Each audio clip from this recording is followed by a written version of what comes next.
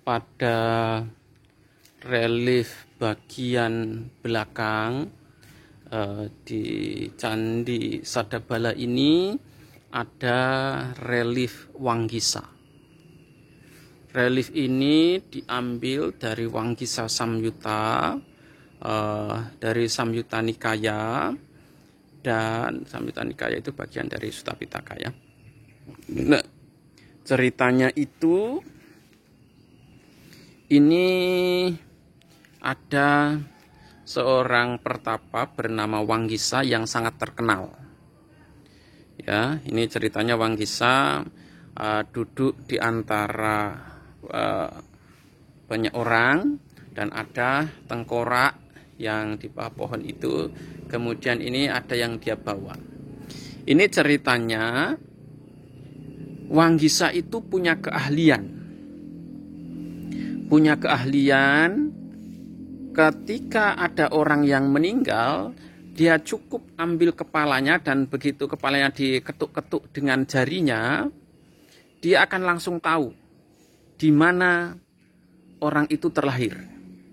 Apakah dia terlahir di alam yang rendah, di neraka, di alam binatang, di alam peta, atau di alam manusia, atau bahkan di alam surga. Dia bisa tahu. Dan karena keahlian itulah kemudian dia menjadi sangat terkenal. Nah, suatu ketika dia bertemu dengan Sang Buddha. Ya, dia bertemu dengan Sang Buddha dan para biku. Kemudian Sang Buddha ini memberikan tengkorak. Sang Buddha memberikan tengkorak dan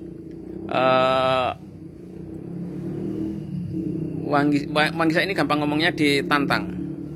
Coba kamu tes ini. Ini orangnya sekarang berada di mana?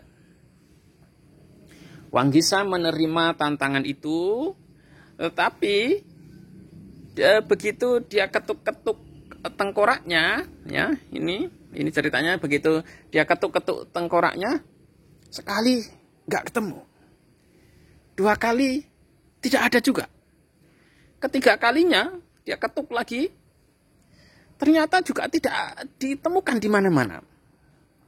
Ya, nah akhirnya dia kalah.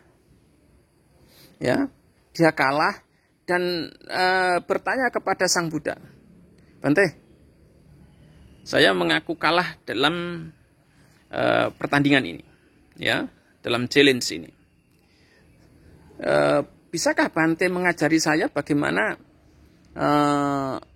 caranya agar saya mengetahui orang yang meninggal ini berada di mana? Sang Buddha kemudian dengan taktiknya, kalau kamu mau tahu ya kamu harus jadi biku dulu. Nah, ya, kamu harus jadi biku dulu. Kemudian Wanggisa terima tantangan itu karena dia kalah dalam pertandingan, dia tidak bisa mencari di mana orang yang terlahir, di mana orang yang di mana orang ini terlahir kembali setelah meninggal. Nah, ini ceritanya Wanggisa menjadi biku, ya. Wanggisa menjadi biku dan dalam perjalanannya menjadi biku, apakah itu gampang? Tidak. Kalau kita membaca Wanggisa Samyutta, di situ kita bisa menemukan dengan jelas perjuangan Wanggisa itu sangat berat. Terutama ketika dia berhadapan dengan nafsu seksual. Dorongan nafsu seksualnya itu sangat kuat sekali. Ya, meskipun menjadi biku, dorongan nafsu seksualnya itu sangat kuat. Salah satu contohnya itu adalah ketika dia berada di wihara dan ada kunjungan wanita-wanita cantik. Disitulah kemudian nafsunya itu memberontak. Nafsu seksualnya itu memberontak. Ya. Nafsu seksualnya memberontak, kemudian saat itu Sang Buddha bahkan tidak ada di tempat. Sehingga beliau tidak bisa mendapatkan nasihat dari Sang Buddha. Tetapi bagaimanapun kemudian beliau tetap berjuang, tetap berlatih, tetap berusaha. Sehingga beliau bisa melewati masa-masa kritis. Dan akhirnya beliau kemudian mampu mencapai pencerahan. Setelah mencapai pencerahan barulah kemudian beliau tahu rahasia mengapa tengkorak ini tidak bisa dilacak orangnya, pemiliknya. Ya. Jadi ketika seseorang telah berjuang dengan baik, bekerja dengan baik, berlatih dengan baik, dan mampu menyelesaikan latihannya, menyelesaikan seluruh tugas dan tanggung jawabnya, ketika dia meninggal, itu diibaratkan seperti api yang padam. Kemana apinya itu pergi? Tidak ada. Karena semua bahan bakarnya itu habis, bahan bakarnya tidak ada lagi, kesadarannya, pemilik tengkoraknya, itu tidak bisa dilacak keberadaannya. Orang-orang yang telah menyelesaikan tugas, orang-orang yang telah menyelesaikan praktek, dia tidak akan terlahir kembali, dia tidak akan mengembara kembali di alam samsara. Ya, sudah barang tentu mereka yang masih belum menyelesaikan tugas, mereka yang belum menyelesaikan praktek, akan tetap terus mengembara dari satu kehidupan ke kehidupan yang lainnya. Nah, oleh karena itu apa yang diajarkan oleh Sang Buddha adalah menyelesaikan pengembaraan kita di alam samsara ini. Memutus roda samsara. Sehingga kita tidak perlu lagi terlahir dari satu kehidupan ke kehidupan yang lainnya. Ketika seseorang mampu memutuskan, mampu menyelesaikan tugas dan tanggung jawabnya dalam praktek, dia pasti tahu bahwa seluruh tugas dan tanggung jawabnya itu telah dia selesaikan. Dia tahu secara pasti bahwa dia tidak akan mungkin terlahir kembali. Bahwa kesadarannya setelah dia meninggal tidak akan mungkin bisa dilacak. Ya.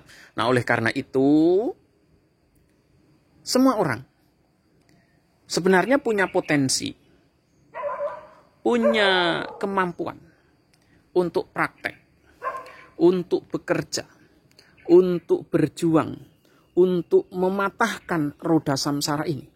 Mematahkan rantai tumimbal lahir dari satu kehidupan ke kehidupan yang lainnya. Hanya saja kita berani tidak berkomitmen. Kita berani tidak untuk serius berjuang. Kita berani tidak untuk benar-benar mengakhiri kehidupan ini. Perjalanan kita di alam samsara. Ya. Banyak yang saya lihat, yang saya perhatikan, orang merasa punya semangat, punya keseriusan dalam praktek, tetapi dalam kenyataannya begitu ditanya, kamu sanggup tidak mencapai kesucian? Ada 1001 macam alasan yang dia utarakan, yang dia sampaikan, bahwa dia tidak akan bisa mencapai kesucian. Kemarahannya masih tinggi, kotoran batinnya masih banyak, karmanya belum cukup, kebajikannya belum ada, paramitanya belum sempurna, dan 1001 macam alasan yang lainnya.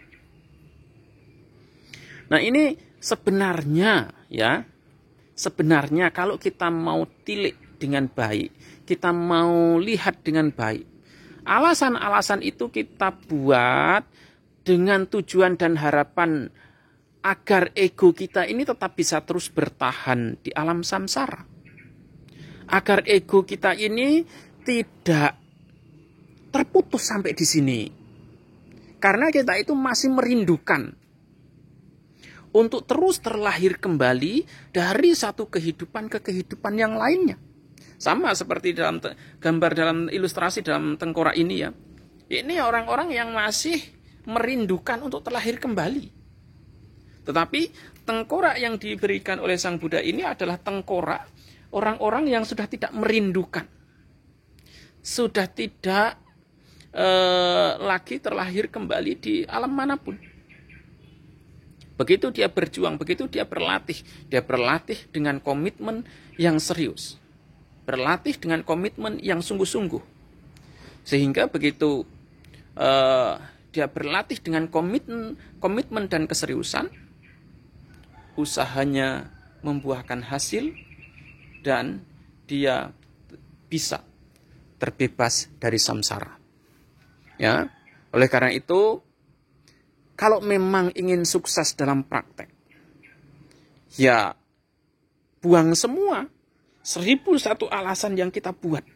Karena alasan-alasan itu adalah alasan yang dibuat oleh ego kita.